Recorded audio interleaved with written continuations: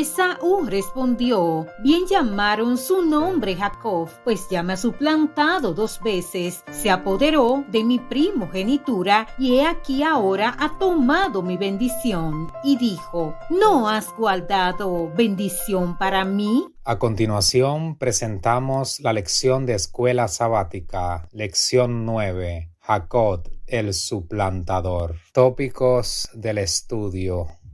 Ahora retomamos la historia familiar de Isaac, el hijo del milagro y predecesor de la simiente prometida. El carácter defectuoso de su hijo Jacob se manifestará en la rivalidad entre los 2 hermanos por la primogenitura y por consiguiente en el derecho a obtener la bendición de Isaac. Como Jacob engaña a su padre y le roba la bendición a su hermano mayor, tendrá que huir para salvar su vida. En el exilio, Dios lo confronta en Betel. Desde entonces, Jacob, el engañador, también sufrirá algunos desengaños. En vez de Raquel, a quien Jacob amaba, le llevaron a Lea, la hija mayor, y él tendrá que trabajar 14 años para ganarse a sus esposas. Sin embargo, Jacob también experimentará la bendición de Dios, porque en el exilio tendrá a sus 12 hijos y Dios aumentará su riqueza. Por lo tanto, en todo lo demás que veamos en esta historia, podremos ver que Dios cumplirá las promesas de su pacto de una u otra forma, sin importar la frecuencia con la que su pueblo falle. Nacidos el mismo día, Esaú y Jacob desarrollaron caracteres totalmente distintos. Esaú era un activo cazador y Jacob un tranquilo pastor. La palabra hebrea tan, traducida como tranquilo, es el mismo verbo que se aplica a Job y a Noé, traducido como perfecto para Job y para Noé. Esta diferencia de carácter se vuelve más evidente más adelante en sus vidas. Cuando Esaú llega a casa, cansado y hambriento, Jacob le cocina lentejas. Para Esaú, el disfrute inmediato, visible y físico de la comida en ese día es más importante que una bendición futura relacionada con su primogenitura. A Esaú solo le preocupaba el día a día. Por el contrario, Jacob veía más allá del momento y anhelaba la primogenitura y la bendición que le acompañaba, ser el eslabón que conducía a la simiente prometida. A Esaú y Jacob se les había enseñado a considerar la primogenitura como un asunto de gran importancia, porque no solo abarcaba la herencia de las riquezas terrenales, sino también la preeminencia espiritual. Sin embargo, Jacob aprovechó el momento oportuno para adquirir la primogenitura que su hermano despreció. Cuando Isaac quiso bendecir a Esaú, Jacob engañó a su padre y obtuvo fraudulentamente la bendición. Los resultados fueron trágicos y añadieron nuevas capas de disfunción a una familia de por sí disfuncional. Jacob quería algo bueno, algo de valor, y eso era admirable, especialmente en comparación con la actitud de su hermano. Sin embargo, usó el engaño y la mentira para conseguirlo. El fin no justifica los medios. Debemos evitar caer en una trampa similar de hacer lo malo para lograr algo bueno. No necesitamos pisotear y dañar la reputación de nuestro hermano para ser más espirituales u ocupar el primer cargo en la iglesia. El engaño es engaño, no importa la intención. En cuanto Esaú se entera de que Jacob ha recibido la bendición de su padre, comprende que su hermano lo engañó y lo suplantó y quiere matarlo. Rebeca está preocupada y quiere impedir este crimen que sería fatal para ambos hijos. Entonces, con el apoyo de Isaac, insta a Jacob a que huya al lugar donde vivía la familia de ella, a buscar esposa creyente entre sus parientes. Camino al exilio, Dios bendijo a Jacob, presentándosele en lo alto de una gran escalera cuya cúspide tocaba el cielo. Los torpes esfuerzos de Jacob para alcanzar la bendición fueron inútiles. La bendición viene por gracia y solo Dios puede otorgarla, mientras que la torre de Babel representa el esfuerzo humano por subir para llegar a Dios. La escalera de Betel enfatiza que el acceso a Dios solo se puede lograr por intermedio de Dios, que viene hasta nosotros y no mediante ante el esfuerzo humano. Jacob reaccionó con dos promesas, una espiritual y la otra física: hacer de ese lugar una casa de Dios y devolver a Dios el diezmo de todo. Por lo tanto, Jacob decide apartar el diezmo, no para obtener la bendición de Dios, sino como una respuesta de agradecimiento al regalo que Dios ya le dio. Jacob, al no tener dote que dar a Labán para poder casarse con su hija Raquel, le ofreció trabajar por ella 7 años. No obstante, cuando llegó el momento, el astuto Labán engañó a su yerno, entregándole a Lea en lugar de Raquel. Al levantarse esa mañana, Jacob vio el engaño. Había sufrido la ley del talión, ojo por ojo y diente por diente, que obliga al culpable a identificarse con su víctima, en el sentido de que el culpable experimenta lo mismo que experimentó la víctima. De igual modo, entonces lo que Jacob le había hecho a otra persona, ahora se lo habían hecho a él. Ahora podía comprender a su padre y a su hermano. Ahora fue más consciente de su pecado. Cuando veamos a personas hacer el mal y salirse con la suya, aparentemente, confiemos en la palabra de Dios. Dios no puede ser burlado. Lo que el hombre sembrare, eso también segará. Para Jacob, los últimos 7 años de exilio fueron una carga, y con todo también fueron los años más fructíferos. Jacob será el padre de 11 de los 12 hijos que pasarán a ser los antepasados del pueblo de Dios. Este segmento constituye el centro de la historia de Jacob y comienza y termina con la frase clave: Dios abrió la matriz, refiriéndose a Lea y a Raquel. Cada vez que esta declaración va seguida de nacimientos, la evidencia es que esos nacimientos son el resultado de la acción milagrosa de Dios. Cada uno de sus nombres refleja los sentimientos de Lea y de Raquel. A pesar de sus luchas, Dios les otorgó su bendición. Rubén significa ver. Debido a que Dios vio que Jacob no amaba a Lea, este niño fue una compensación por su dolor y sufrimiento. Además, ella le pone el nombre de Simeón, que contiene el verbo shamá, oyó, a su segundo hijo, porque Dios oyó la profundidad y la humillación de su dolor y por lo tanto tuvo piedad de ella, así como había oído la aflicción de Agar. El hijo de Lea, Simeón, también resonará con el nombre del hijo de Agar, Ismael, que significa Dios oye. Cuando Lea da a luz a su último hijo, lo llama Judá, que significa alabanza. Lea ya no vuelve a referirse a su dolor ni a su bendición. Ella solo se concentra en Dios y lo alaba por su gracia. Curiosamente, recién cuando Lea no puede volver a dar a luz, Dios se acuerda de Raquel y abre la matriz de Raquel. Raquel, la esposa amada, tuvo que esperar 7 años después de su matrimonio y 14 años después de su compromiso con Jacob para tener su primer hijo. Ella lo llamó José para señalar que Dios había quitado mi afrenta, y expresó: añádeme Jehová otro hijo. Por muy equivocadas que fueran algunas de estas acciones, Dios todavía podía usar estas acciones, aunque no las aprobara, para crear una nación a partir de la simiente de Abraham. Esta historia revela que los propósitos de Dios se cumplirán en el cielo y en la tierra, a pesar de las debilidades y los errores humanos. No importa los errores cometidos, si das paso a la gracia de Dios, Él cambiará tu historia. Jacob fue una bendición para Labán y su familia. Jacob sabe bien que su suegro lo engañó y no obstante lo dejó pasar. Es difícil entender la pasividad de Jacob teniendo en cuenta su temperamento. Jacob podría haberse rebelado o al menos resistirse a Labán o negociar con él, pero no lo hizo. Simplemente hizo lo que Labán le pidió, por más que todo fuera injusto. Sin embargo, él mismo no tenía nada. Había llegado el momento de trabajar para sí y para su familia. Labán intentó engañar de nuevo a su yerno, pero Dios no se lo permitió. Por el contrario, en sueños le indicó a Jacob que usase las leyes de la genética que él desconocía para burlar las trampas de Labán. Jacob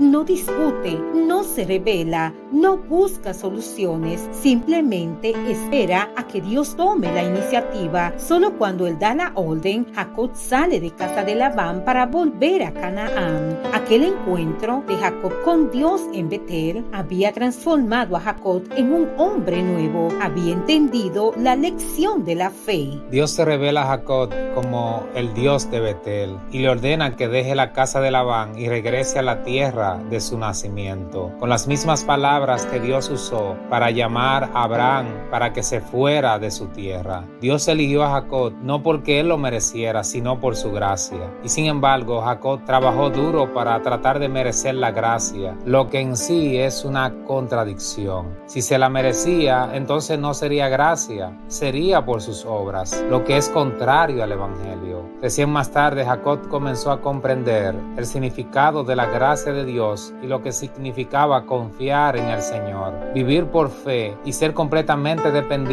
del Señor. La experiencia de Jacob contiene una lección importante para los ambiciosos. No debemos esforzarnos por ascender a expensas de los demás, mucho menos valernos del engaño para tales fines. No importa si como Jacob hemos engañado, traicionado, ambicionado los bienes de otros, las bendiciones de otros. Solo necesitamos un encuentro con el Dios de Betel y su gracia nos alcanzará. Dios te bendiga.